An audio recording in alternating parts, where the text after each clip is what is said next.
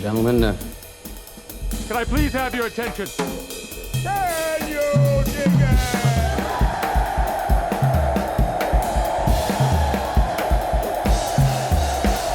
Greetings, dear listeners. This is Jonah Goldberg, host of the Remnant podcast, brought to you by the Dispatch and Dispatch Media. I'm very excited about today's guest. Longtime listeners know that I am somewhat obsessed with the baleful and often pernicious role of public sector unions in American life. And so we figured we would bring in, if not the Pope of the issue, then at least a high-ranking Archbishop of the issue. He's Philip K. Howard. He's a New York Times bestseller. He's the author of 6 books, at least 3 of which I have read and gotten a lot out of. In 2002, he formed Common Good, which is a nonpartisan coalition dedicated to championing ideas of simplifying government and restoring individual responsibility. His latest book is Not Accountable: Rethinking the Constitutionality of Public Employee Unions, which explores the ways in which government officials have been disempowered by public sector unions. Philip K. Howard, welcome to the Remnant. Nice to be with you, Jonah. So my single favorite question to ask of authors on a book tour is, what's your book about? The book looks at the problems caused by public employee unions, teachers unions, police unions, through the lens of constitutional governance. What have they done to how democracy works in our country? And most people have, for years, have known how inefficient they are and what a pain it is to work with them if you're in public office. But no one had really focused on the fact that they've largely preempted the power of voters by taking away the authority of the elected executives, such as governors and mayors, to run government. They get elected, and then to fix the schools, and then they find they don't have the authority to fix the schools. Why don't you give us some sort of concrete examples to work with? I mean, I can think of some I've gotten from you, but it's your book, so. Since collective bargaining was authorized, which was only 50 years ago, give or take, the public employee unions have changed the structure of public operating systems so that, for example, there is near zero accountability. There was an 18-year study in Illinois found that an average of 2 out of 95,000 teachers were dismissed for poor performance over 18 years. That's twice the rate as in California. In New York City, the rate is about 0.01%. A teacher convicted of selling cocaine, when he gets out of jail, is ordered to be returned into the classroom under these rules. I mean, so you're talking about just absurd absence of accountability. And the problem with the lack of accountability is not just that there's some lousy teachers there. Is it destroys the basis for mutual trust that's necessary for any functioning organization. When you know that performance doesn't matter, why go the extra mile? Why try hard? It's incredibly discouraging. And democracy is nothing but a process of accountability. You elect people, they do a lousy job, you elect somebody else. And for that to work, the people you elect have to have meaningful accountability down the chain of authority. As Madison put it at one point, the lowest level, the middle level, and the highest grade must answer to the president, because that's how democracy works. All right, so let me try to devil's advocate or steelman the teacher thing a little bit. When I have these conversations with defenders of collective bargaining and teachers unions, they'll say, look, no one goes into the business of being a teacher for the money. They do it because they love education, they love kids, and so there's a different incentive structure there. It's not necessarily my position, although I certainly think it's true of some people. Obviously, it's a labor of love for some people, but when you're talking at scale, I don't think that argument works too well. But what is your response to those kinds of arguments? Well, I mean, let's stipulate that 95% of people who go not into teaching, into all public servants, are doing it because they think it'll be great to serve the public. Wonderful. They still need to work in an organization that has energy and mutual trust and honors efficiency. Instead, they work in organizations with no mutual trust because it doesn't matter what you do, and people can sleep all day and keep their job, and literally, and where the work rules are designed for inefficiency. The custodian can't paint above 10 feet because that's the rule. You got to have a different crew. The transit work crew can't cut a branch on an overhanging branch because that's a different work crew. Literally, these rules are designed to cost the public money. So people want to do the right thing. I stipulate that. I think people, if anything, there are probably a lot of public workers who are underpaid, but they have to work in organizations where performance matters and where there's a basis for pride in public service. These contracts are exercises in cynicism and feather bedding and inefficiency. Let's milk the public. They're incredibly it's disheartening and discouraging to be in an organization like that. Yeah, so the running, it could almost be on the bingo card for this podcast. I bring it up so often, but like I have become much more sympathetic to private sector unions over the years, with some exceptions and with some obvious caveats. But one of the few things that private sector unions appreciate is the fact that without a private sector, you're not going to have the union. But with the permanence of government, that sort of calculation is gone. And also, I have to say, if I were a coal miner in 1910 or 1880, I'd want to be a member of a union, but like my standard joke is, where was the great Department of Motor Vehicles ceiling collapse of 1967 that justified, all of this collective bargaining in government? And, you know, what is the actual, the origin story of how this in fact happened? Yeah. I go through that in Not Accountable. It's a really interesting story. I also go through the academic debate over it, and the people who were for it, based on that debate, would clearly agree that the current system is unconstitutional. The way they thought it would work. I want to get to the constitutional part in a little bit, but let's just do the history so people know where we're coming from. Okay, so the origin story for business trade unions, as you suggest, was based in people being mangled in factories and such. So there was a big difference there, and even to this day, where private trade unions have been reduced to 6% of the private workforce, there's still a role for the unions because the possibility of being unionized keeps non-union manufacturers honest. And so, for example, Toyota factories have workers' council that advise them on whether terminating somebody would be unfair. Would they have that same protection if they didn't have the possible threat of unions? I don't know. So I think there is a role for private unions. The origin story of public unions is completely different. FDR was completely against, a big fan of trade unions, and the NLRA, National Labor Relations Act, was passed during the New Deal and such. He said, quote, "The process of collective bargaining cannot be transferred to the public sector."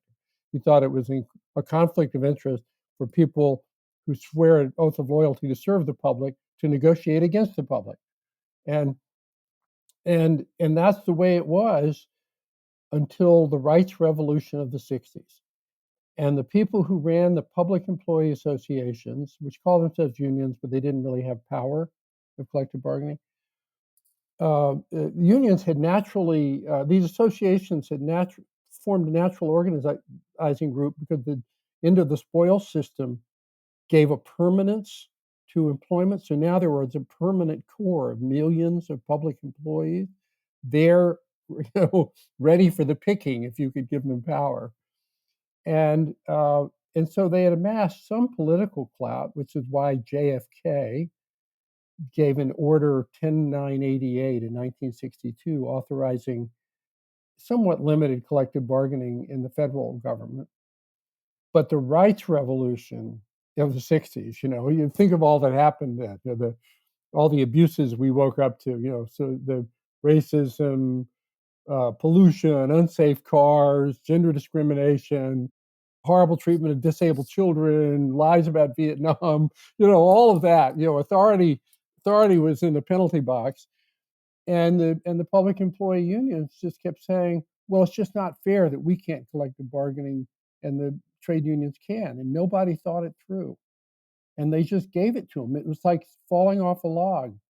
And the first big one was New York, 1967. Within 2 years, 20 states had authorized collective bargaining. So there are material differences, however, that make it a difference in kind than trade union bargaining, which so the first one is trade unions have to honor the efficiency of the enterprise or the workers lose their jobs. The company will go out of business or it will move out of town. Trade unions negotiations is basically about splitting the pie of profit between capital and labor.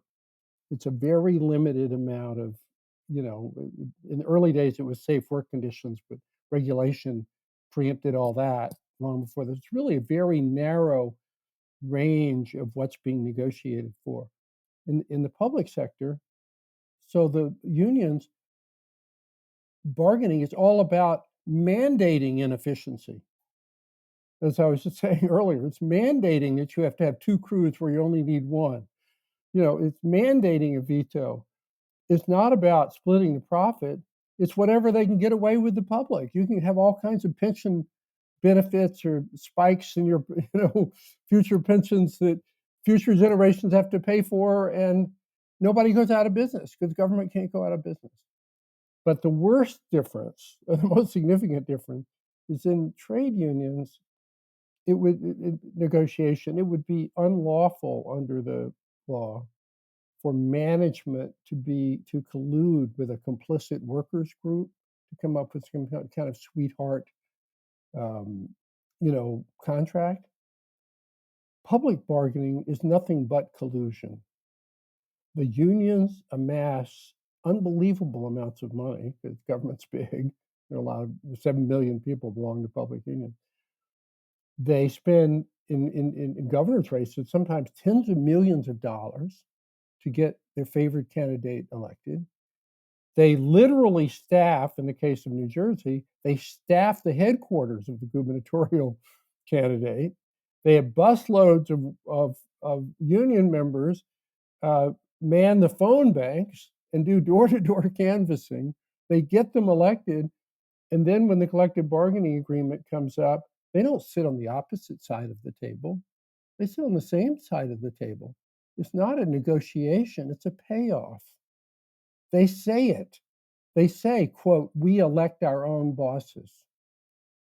So you have this collusive arrangement where the public is the victim of inefficient practices, unaffordable pensions, unmanageable government, and for no reason other than that the unions want the power. Yeah, this is one of the points you make in the book that I I hadn't really focused on before, which was that with the end of the spoil system, the the government jobs that politicians would give out, uh, they all sort of went into they took a paid leave to be campaign employees, and volunteers, and the machines would rally to get their guy reelected. And I hadn't really thought about how the public sector unions were a backdoor way of recreating, in effect, the old sort of Tammany style, use government employees as your campaign staff. You just have to create a kind of legal fiction that they're doing it on behest of a union rather than doing it as a patronage thing, which I think is an interesting way of thinking about it. Well, it is a spoil system. Look at it. The problem with the spoil system wasn't that it was political, it was that the people in government were inept. That's what everyone was offended by. There were all these inept people who wouldn't solve your problem. Well, guess what? And that's why we created civil service, to have a, quote, merit system. Now, what do we have? We have people in government who are inept, who can't be fired, and we have an anti-merit system. So, one thing I struggle with a little, sort of getting to my point about, if I had been a coal miner, I would want to be a union. There does seem to be, when you talk about differences of degree and differences of kind, police unions, firefighting unions.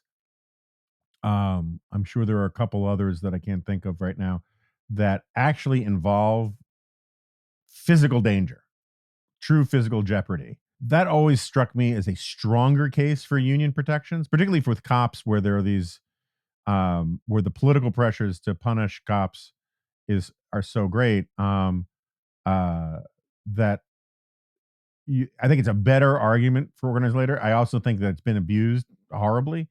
But where do you come down on that? Do you think the institution itself of collective bargaining and public sector unions needs to go, or can you pick, or can you have triage about it, like which is more defensible and which isn't? Yeah, yeah, I agree with you about cops and police. I think one of the problems with collective bargaining in the police context is not so much the work rules, although there's some of that, is that is that there's literally no mechanism for accountability.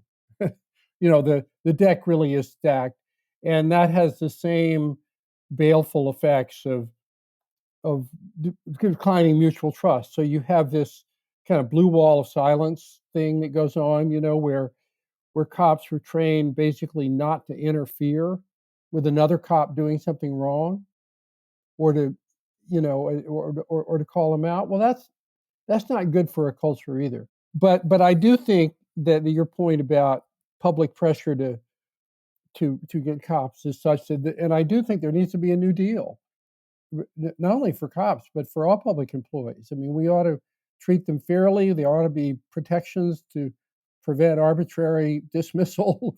There are lots of things we should have, but that's not what the collective bargaining agreements are doing.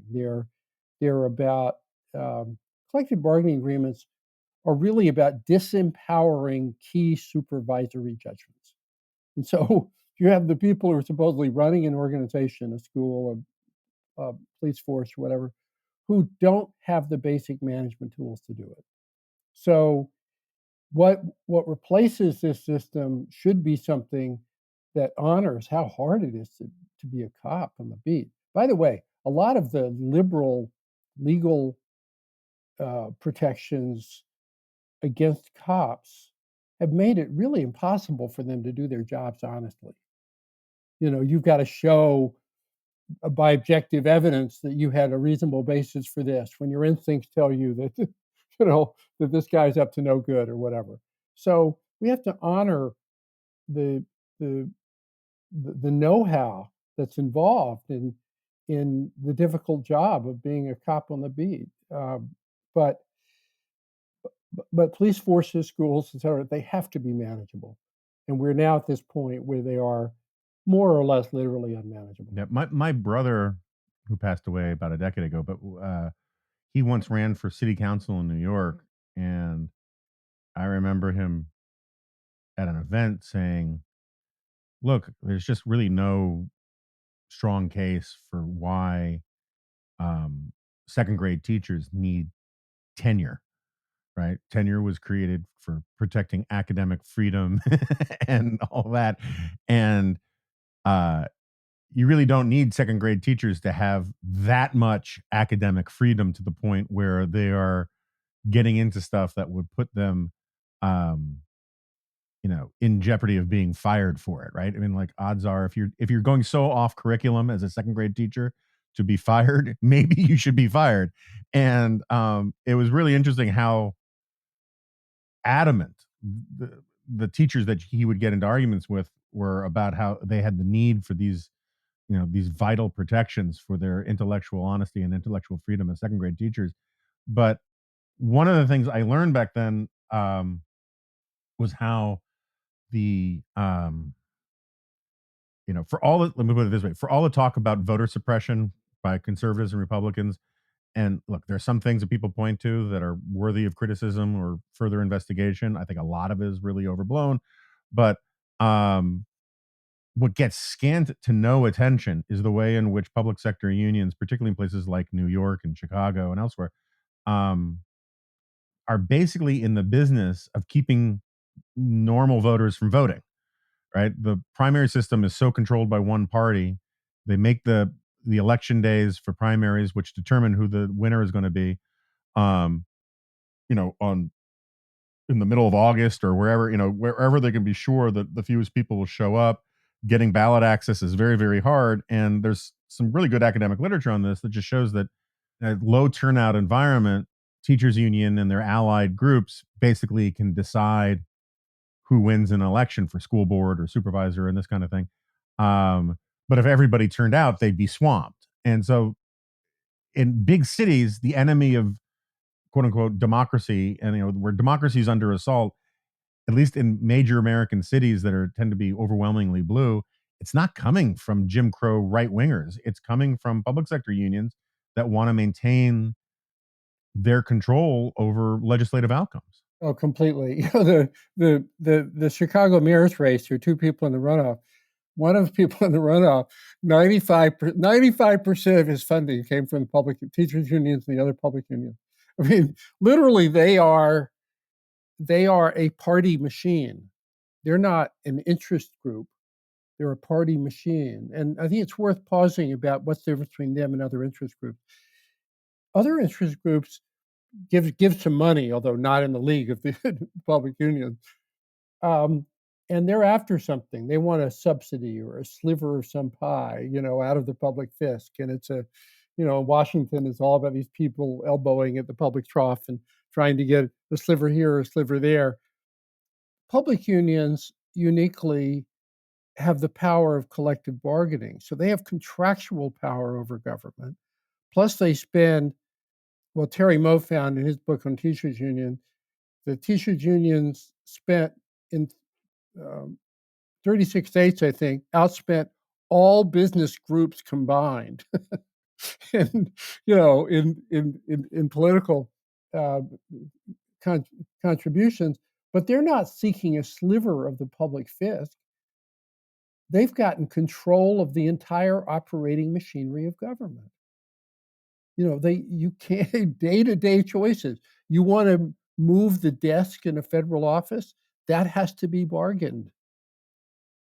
You want to go talk to a teacher about the problems she has and keeping the student's attention. Sorry, you've already talked to her 40 minutes that month. You're not allowed to go talk with her. I mean, it's this incredible control thing that you wonder why teachers want, why public employees want it.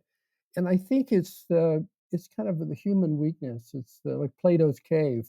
No one. The idea of accountability is scary to everybody, all of us, right? No one, quote, wants to be accountable, even though it creates a healthier workplace or environment. And so we cling to it, even though it's fundamentally bad for us, and we don't leave the cave. And that's what they promise, and they deliver. They deliver. No accountability. Yeah, I mean, I think it's a good point, and it's a blind spot I think a lot of people have, where it's like this point I keep making about how education, we think about education wrong in this country. People don't get their kids educated to guarantee that they'll be rich. They get their kids educated to guarantee they won't be poor. And there are a lot of workers who are willing to forego increased financial upside in exchange for a guarantee against any downside.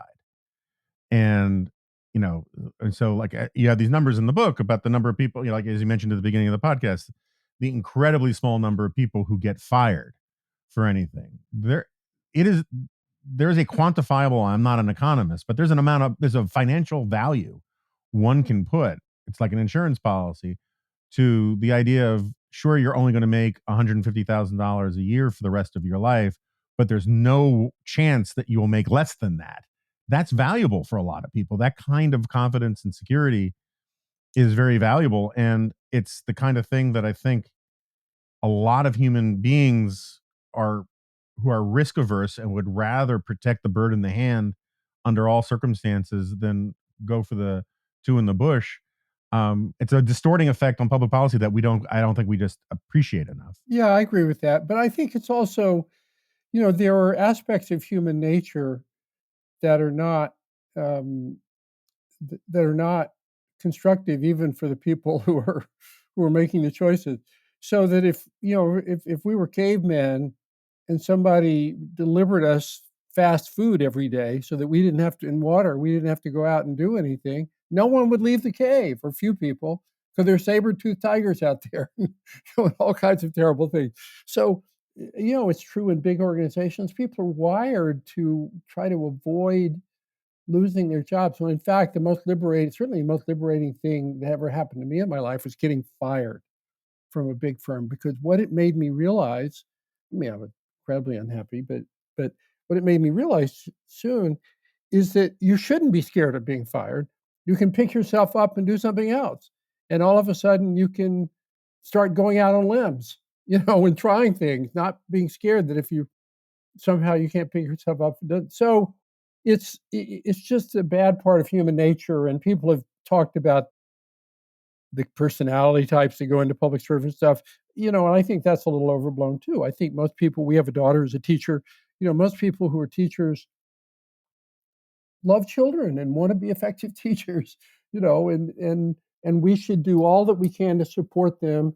But that's starting with, well, I think we need to compensate them fairly, but that's starting with creating a school system that allows them to use all of their muscles to change the lives of thousands of students. And we haven't done that.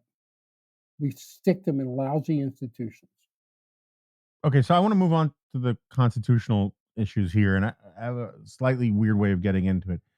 Um, I think you make a very persuasive case that a lot of this is constitutionally very suspect, if not just outrageous. But if we can define our terms a little bit, like, Philip Hamburger wrote this wonderful book about, is administrative law constitutional? And is what you're talking about? I mean, how would you different if you're talking to your average Law professor. a- or angry Republican, or a little one of both, either?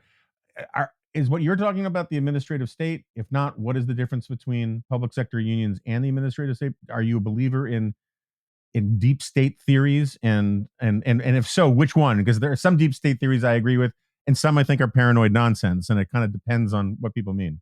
Yeah. This is a longer discussion. I actually and Philip Hamburger and I have discussed this a number of times. The growth of the bureaucratic state, the biggest problem with it is not the scope of government, but its prescriptive nature. It's the fact that it leaves no one, not citizens and not officials, with the authority to make sense of daily choices.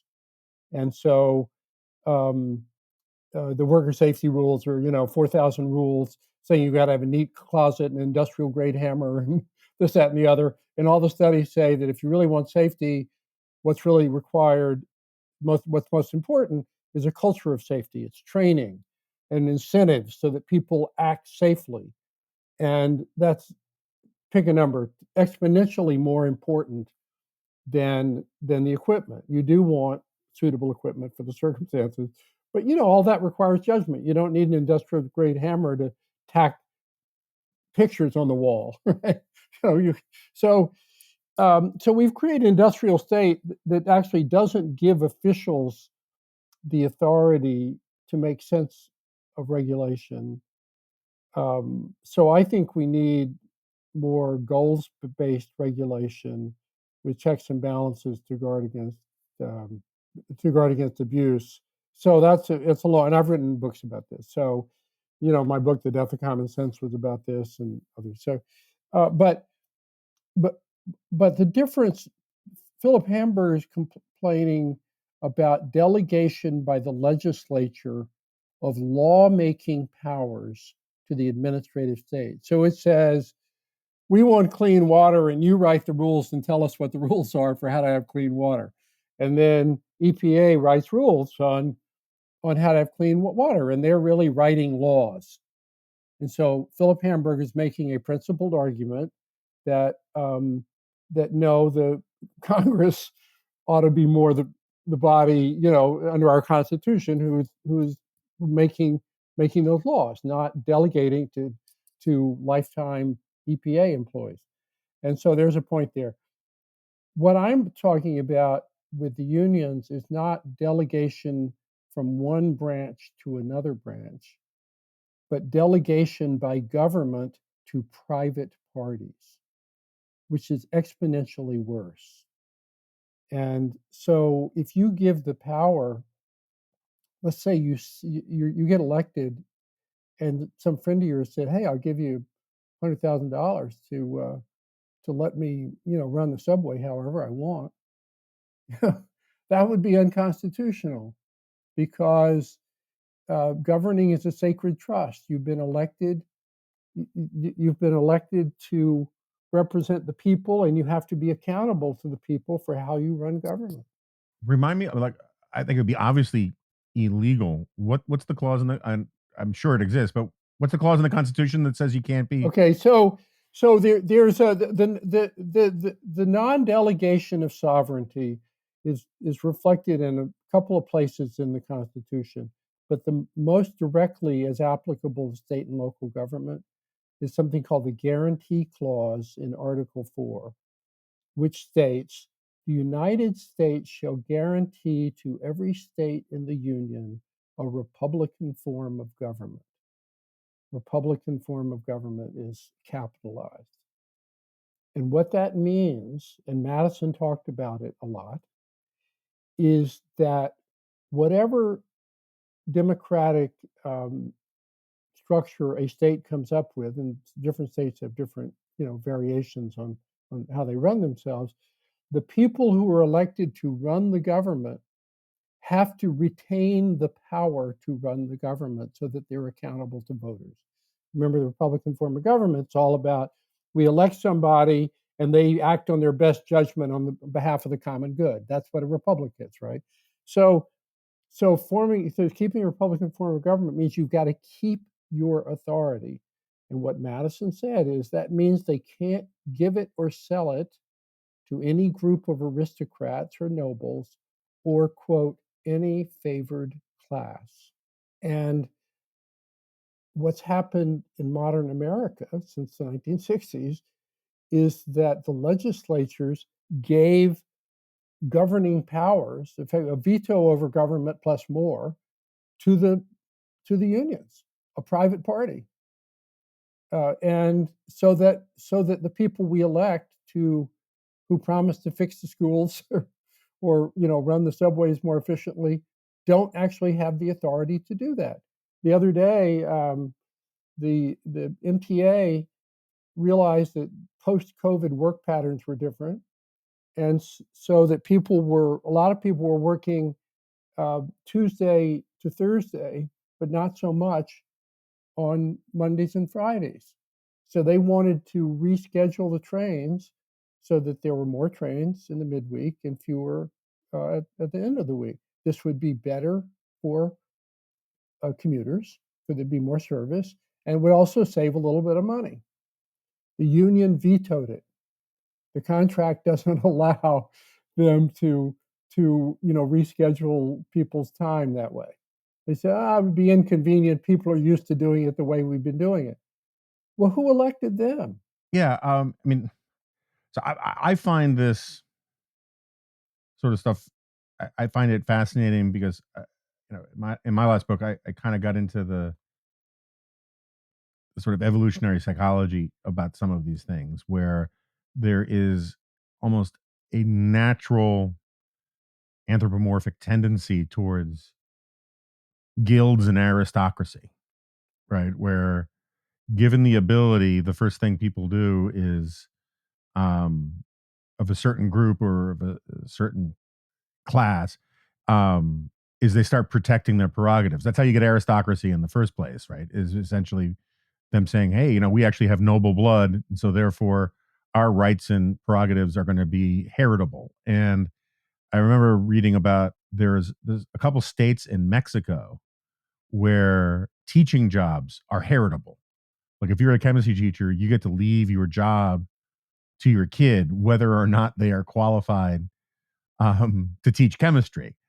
And this sort of tendency, is one of the reasons why the Catholic Church had all sorts of changes to the rules about marriage and whatnot, and it's in part where the celibacy stuff comes from, is because nepotism was a product of the word it means nephewism in a sense, and the Catholic all these Catholic priests and bishops were giving their quote unquote nephews these plum positions.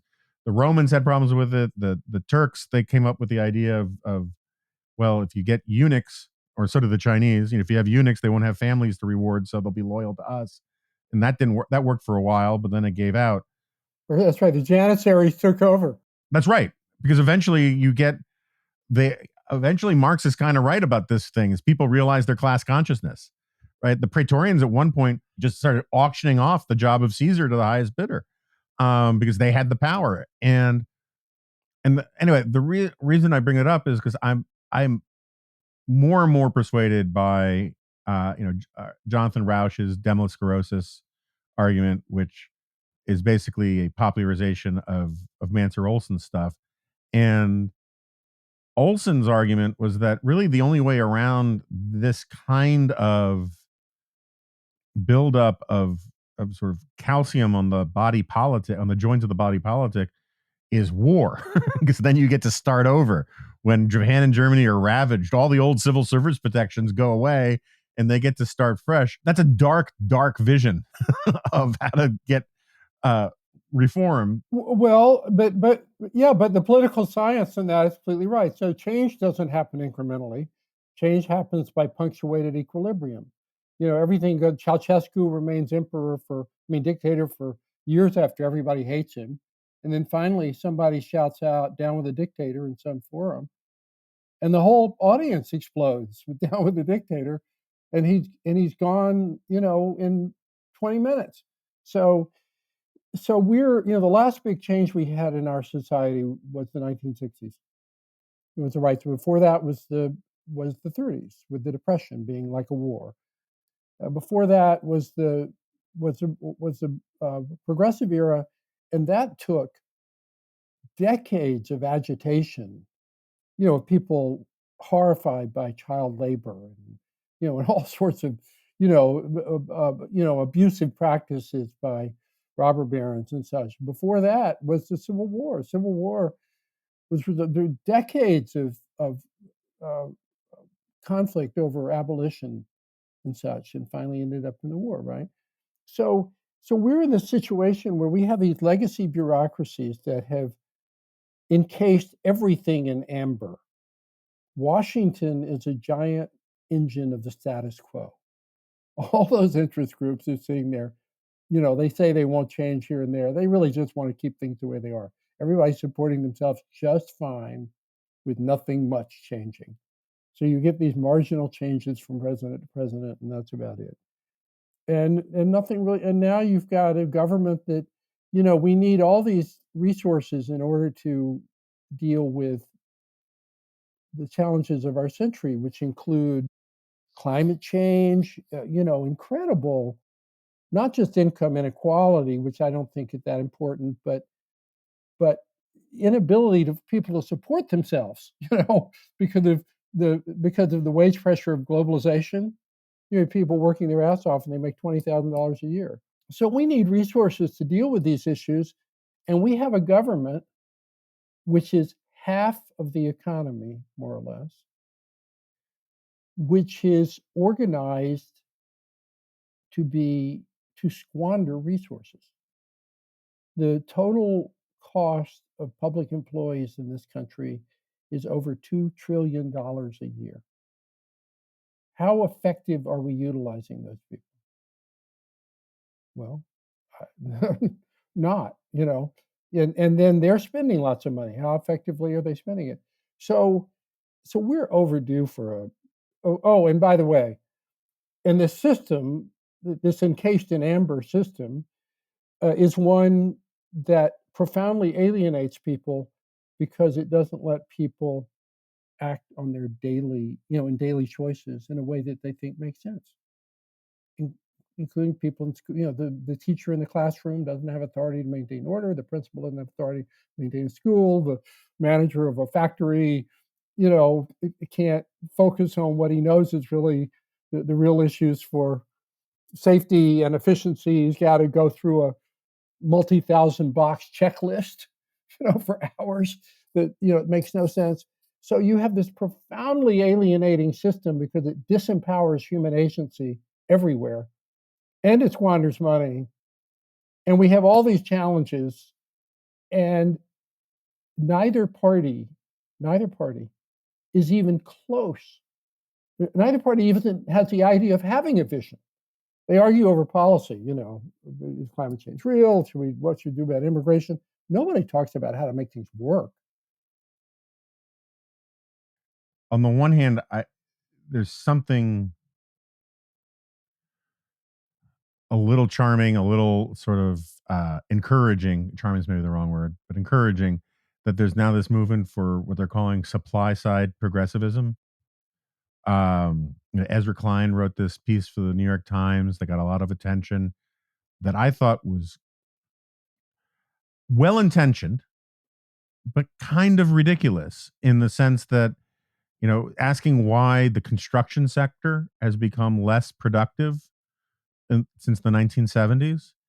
And with, except for one sort of throat clearing throwaway, sentence fragment, cannot contemplate the idea that government may be a big explanation, government regulations may be a big explanation for why, even though technology has gotten so much better, the construction center of the American economy has become objectively less productive.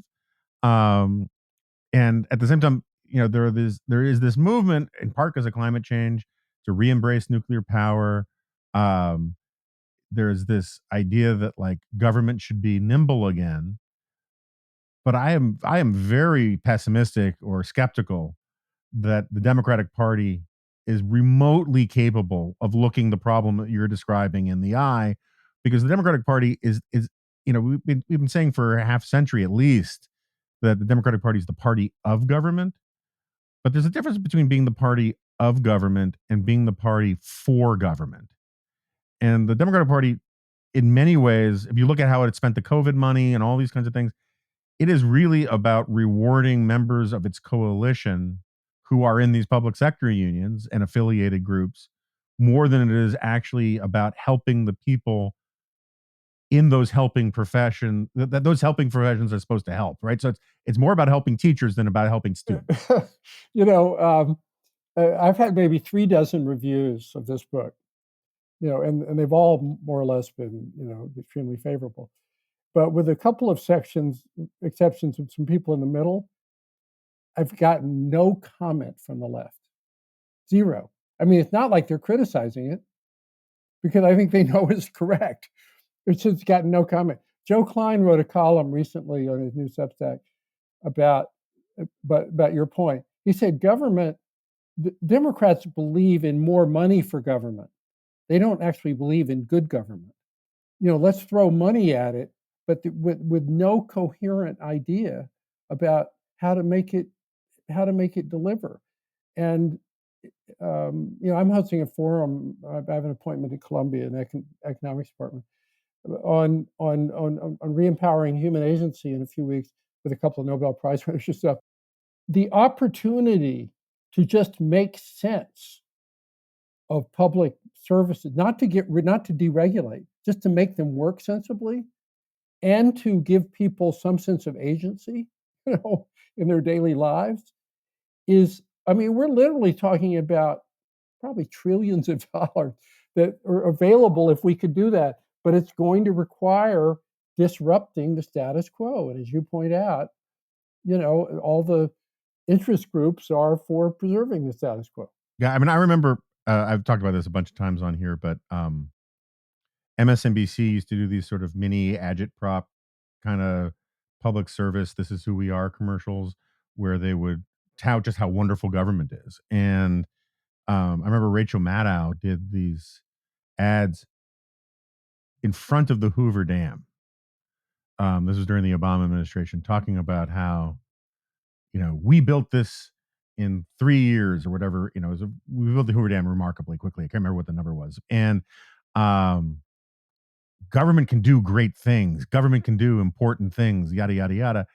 And I always used to laugh about the ad because if if the federal government proposed doing something like the Hoover Dam today, Rachel Maddow and all the progressives who love this idea of the government doing bold and ambitious things in principle would be the first to protest and say, look, at it's a crime against nature. And I actually think hydroelectric dams are terrible things, but you know uh, they didn't get the proper forms, they didn't do the proper environmental impact. I mean, the headlines are always government can do wonderful things, but the fine print is always but let's do it really slowly and inefficiently. Yeah, I mean, let's go back. I mean, so if we want to build high-speed transmission lines from renewable sources in the Midwest to the cities,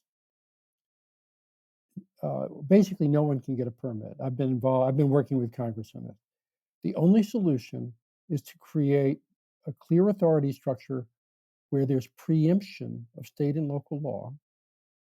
You input with a timetable and authority to make decisions to give the permit to do that. Because there are so many laws, it is literally impossible to get a permit. If you want to house the homeless, recently LA announced that it had all these billions to help solve its homeless problem. Each unit costs $700,000. Think about that. Each unit costs $700,000. I mean, it's like a split level house, right? But that's because of building codes and such. So what's the solution? Talk to anybody smart about homelessness. The old SRO housing that we made illegal. So what's the current solution? New SRO housing that does not comply with all the building codes, that does not necessarily have a bathroom in every room even, but it's a room and it's a place and guess what? You could build 7 units or probably more, 10 units for $700,000 and get those people off the streets. So law, the framework of law and legal approvals and such, it's Jonathan Rouse talked about it in Demo Sclerosis. I've talked about it in Death, Common Sense and other books. I wrote a book called The Rule of Nobody, which was how we created a framework designed to avoid human choice. We're so scared of humans making the wrong choice, you don't let them make the right choice, right? And law can't work that way. No law, not regulation, not even courts. People have to make choices, and so we've created a system that has, at this point, we have 200 million words of binding federal law and regulation, probably about 2 billion words if you count all the state and local governments and such. So you have this Amazonian-sized legal jungle that you're supposed to navigate that makes you spend $700,000 on a shelter for the homeless, and that makes it more or less impossible to get a permit for a transmission line. So you have to clean that out if we want to fix problems. Also, I mean, just it's a point worth emphasizing, which sort of screams out from a lot of the work that you've done, that the more complex you make society, the more you are subsidizing the in groups with high levels of political, economic, cognitive capital to be able to manipulate the system, right? I mean, it's the the the more complex you make society, the more barriers to entry you create for people without special privileges, special access, special abilities to navigate them. And, so I agree with you that income inequality is an overblown problem, but at the same time, the status inequality that fuels populism, which says, oh, there are, there are people who know how to get around the red tape, who know how to game the system. They know who to call. Um, they know how to get in the right schools. They know how to get, the special benefits. That creates a kind of societal sort of us versus them envy that I think is really dangerous for democracies to have, because it basically recreates the resentments that you got with the old aristocracy without actually being honest about what the situation is.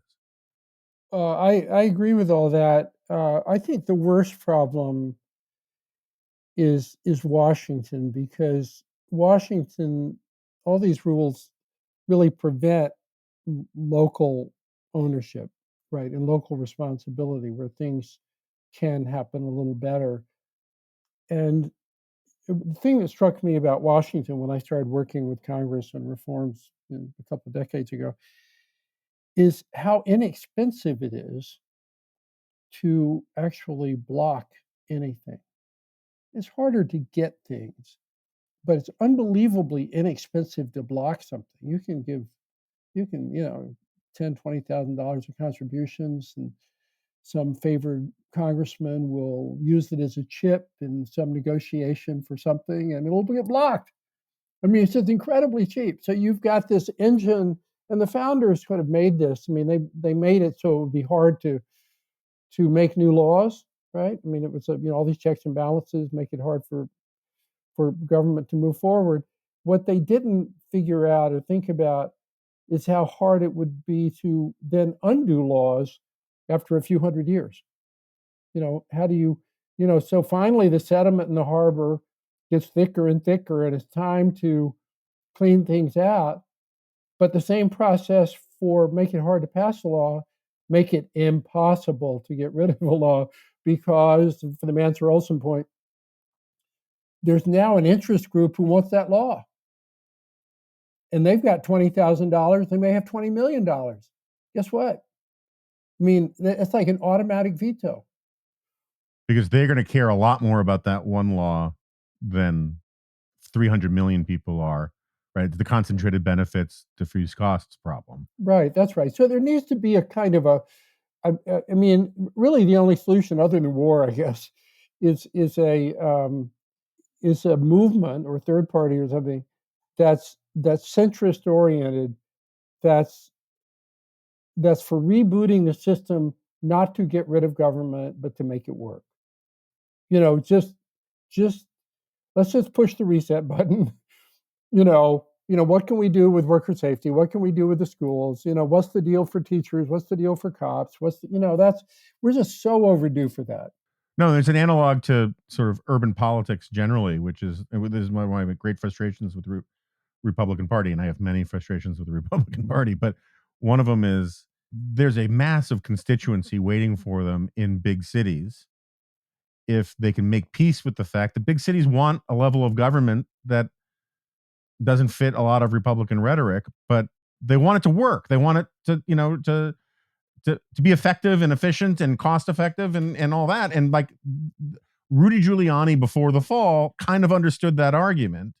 And and there's a role for Republicans, there's room for Republicans to seize that, but they're just so caught up in their own problems that they're refusing to even really look at it. Wait, look at the situation with the union.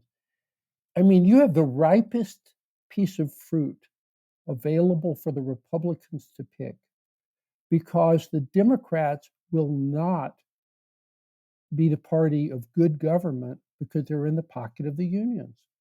Like the guy in Chicago getting 95% of his money from the union. So they can't say anything about it. Every Democratic leader I know would love for me to win this case in the Supreme Court, because they can't manage government the way they want to, but they can't run on that. They can't actually do it because of the political clout of the union. So the Republicans could become the party of good government, not the party of more government, but the party of good government.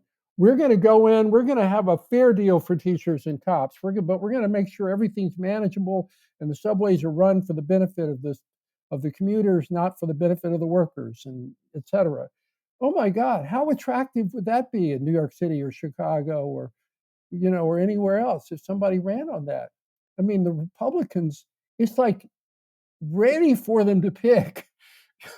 Instead, they talk about all these kind of ideological, abstract things, when they could actually, I think I mean, I can't imagine voters, except people, members of unions, voting against them. So, about getting the union members of unions to vote against them, is there room? It's sort of like, one of the things I always respected about Tommy Thompson when he first did welfare reform back in the, what was it, late 80s, early 90s, is that he acknowledged that it was going to be more expensive up front to replace the existing sort of system of institutionalized dependency. But it was going to be better for the recipients, better for the people, and better for the budget in the long term. But it's going to take an investment up front to change the system. Is there, would the economics work on, let's say, take the transit unions, right? To say, let's put it up on a referendum. It'd be a two-part deal. On the one part, across the board, 30% pay hike for transit workers. On the downside, we're going to sunset the transit union, basically get rid of it or curtail its powers remarkably. Is there some sort of democratic bargain like that? I mean, I want to talk about what you think can get done at the Supreme Court, but is there a political quid pro quo that you think could induce the union members out? Because like a lot of them voted for right to work stuff. We're on the side of Scott Walker in his fights in Wisconsin. Yeah, that's right. Yeah, I mean, no, yes, there's clearly a deal that would be, I think, better for most public workers. And I think one has to distinguish the types of jobs there are, because the way government works is that people on the bottom are overpaid and professionals are underpaid. So you probably want to pay teachers more and cops more. But in any event, um, but sure, you could pay people more and save a third of the money if you could manage it. I mean, that's another thing. No one's really ever given any thought to what's the cost of not being able to manage something. There are 10 million books on how to manage things well. There's not one book on what happens if you can't manage an organization. It's like disconnecting the spokes from the hub. I mean, how do you can't move forward? Every little decision gets negotiated, day to day in public sector. It's just unbelievably inefficient. How inefficient? 50%, 70% more, depends on the thing. But it's on that order. So sure, you can pay people 20 or 30% more and save, incredible amount of money. Yeah, no, I mean, like I am a deep and abiding skeptic of the waste, fraud, and abuse argument from politicians. Not because I don't think there's waste, fraud, and abuse, but I think the kind of waste, fraud, and abuse is legalized, right? It's institutionalized. It's the stuff that you're talking about. It's not, like, I mean, sure, there are guys who are like, padding their wallets and stealing money, but it's not the kind of thing that bends the spending curve on a $24 trillion economy. It's this institutionalized stuff that does. Right, and the bureaucracy that is so scared of giving people responsibility that it will spend twice as much on a contract to um, build a new subway on Second Avenue, or 5 times as much, uh, because the procurement rules are so defensive. They don't let people actually make commercial contracts. So that's one of the first things that needs to get reformed. I mean, this country spends, I think, number $700-800 billion a year in outsourced contracts, and the rules for procurement guarantee that we get 50 cents on the dollar. Because we're so scared, as you pointed, of somebody being on the take, that we don't let people actually make commercial judgments. All right, so you mentioned the Supreme Court. I mean, if you had your druthers, obviously you would love there to be a sort of common sense great awakening among legislatures, and they would fix this by law and with democratic accountability. Right. But there are lots of things you hope for in life that are not likely. Does this have is there a real fight to be had and won in the Supreme Court? I mean, given the title of your book. Yeah, that's why I wrote the book. The initial reaction when I when I published it, was kind of silenced, and people were stunned. This got to be too good to be true. How can these things be unconstitutional? And then lawyers started looking at it, and I started getting these reviews from lawyers saying, this is a serious argument. And I point out some of the steps forward that the court would have to take in its jurisprudence to do these cases, but they're not that big. And so, this is something that I think the only way we can ever get anywhere. Well, it's the generalization in government that I learned when I was a civic leader in New York, dealing with City Hall. You can't ever actually talk them into doing something. You have to go down there with a sledgehammer and you say, if you don't do something, this is what we're going to do. This is what's going to be on the front page. So otherwise, the fix is always in. So I think so. I'm working with one public interest law firm in Chicago. We're already working on the first case. I'm looking for potential plaintiffs in New York and Connecticut, and I'm in California at the moment, and so our idea is to organize a bunch of lawsuits. The states' collective bargaining agreements are somewhat different from each other, so the lawsuits have to be somewhat different from each other, but the same basic argument will be common among all the cases. So that's our intent. What's the stand like? What's your claim to standing in these cases? It would be starting at the top, an elected official who is not able to exercise his or her constitutional responsibility to manage government because of these contracts. So a mayor, a governor, elected town supervisor. Time frame you think for this kind of thing to actually reach the Supreme Court? We're talking 5 years, 10 years? No, 2 or 3 years. Yeah. Is there one that has been filed yet that we can pay attention to? No, because my book came out 6 weeks ago. Well, get on it, man. No one. I mean, no one had the idea before. So, this is a new idea. People have complained a lot about different aspects of what unions do, but nobody's actually, sort of leaned back and said, "Hey, wait a minute. How can they have these powers consistent with our, system of constitutional governance?" All right. Well, obviously, I mean, this is one of these things where, I try very hard to maintain the position that there are lots of things I want that are unconstitutional, and there are lots of things that I think are very bad that are constitutional. So this is one of the things where I would love to hear the counter arguments about the constitutional argument.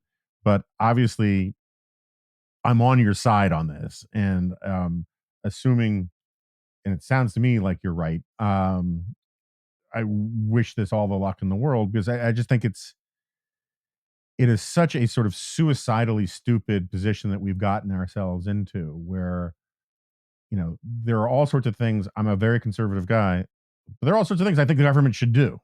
Because we're going to have government. And if a government is going to do them, it should do them well and for a reasonable cost. And the idea that that is a controversial position on the right or the left just shows you how dysfunctional the system has got, because it is a controversial position on one form or another on the right and the left these days, and that's kind of nuts. Yeah, and so I'm a good government guy. I never really thought of myself as a conservative, but I'm trained as an economist, and so I think about things, but sort of how they work. But the virtue I think of this book is not only that I think we have a really good constitutional case, and the more you think about it, I think the better it is. And so I'm getting a lot of serious, favorable commentary from leading constitutional scholars on it. But even if I were to lose the case, or we were to lose the case, what public unions have done to the operating machinery and the operations of government is not just inefficient, it's a scandal. It's a scandal on the order of the jungle. These agreements are designed for inefficiency. They're designed prevent government from doing what the public needs. It has to be considered a scandal, not just accepted because it's been there for 50 years. And that itself, I think, is a virtue of writing this, and one of the reasons I'm so passionate about it. I just think it's evil to take every public dollar involves a moral choice. You know, if you spend it here, it's not available for there. And to squander these public dollars and to squander these human resources in deliberately inefficient systems is immoral. And we're at a point in our society where our society needs to do a lot of things, and we can't do them in part because of this. All right. Philip K. Howard, thank you so much for coming on the Remnant, and hope to have you back as your project advances. Great to be with you, Jonah. Okay, so Philip Howard has left the studio. I know this is kind of like this was kind of like a greatest hits episode, and so far it covered so many things we've talked about on here before. If you, I highly recommend the book. The book again is called "Rethinking the Constitutionality of Public Employee Unions." He also wrote an excerpt. He also had an excerpt from the book in an issue of National Review a couple issues back, which I highly recommend. It's a good sort of outline of the history of this stuff and his constitutional argument. And again, we don't usually have people who are sort of, and I don't think Howard is a activist in the sort of traditional sense, but we usually don't have people who are sort of pushing a court case kind of movement kind of thing in here. But he's, The Death of Common Sense was a great book, and I think I'll talk to Sarah and David about the constitutional argument anon, but I think sort of directionally he's absolutely right. Just this idea that somehow elected officials should be the servants not of the people but of the various state, local, and federal bureaucracies is insane. And if you removed all of the protections, all the union protections that the federal workforce or these state workforces have, with maybe some exceptions for cops and firemen and a few other things, even though I do think that the police unions have gotten too powerful. But generally speaking, it's not like the federal government or the state government or the Poughkeepsie government is going to turn the Office of Public Health or the Department of Motor Vehicles into sweatshops where they've got little kids, chained to desks filling out forms. The potential for abuse, I think, is really quite low, and in part because you can always quit your job, and also just the ability for government workers to have access to government officials is so much greater than a factory worker at a car plant or whatever. That I think most of the parades of horribles that people bring up about how public sector unions protect against some terrible outcome are just basically BS. Again, I am sure there are exceptions to the rule, but I think they're very, very, very few and far between. And we really just do need some sort of rethinking, reorganization of how we do government in this country. I think conservatives could give up on some of the libertarian rhetoric at the margins, in exchange for actually having tax dollars be spent efficiently, so we can do the things that we actually all agree government should do. Anyway, sorry if I'm distracted. Today is my birthday. It's very excited. The party is raging upstairs, and I got to get back to it. So with that, I want to thank everybody for listening. Obviously, We have more exciting podcasts coming. If you could become a member of the Dispatch, that would be super terrific, awesome.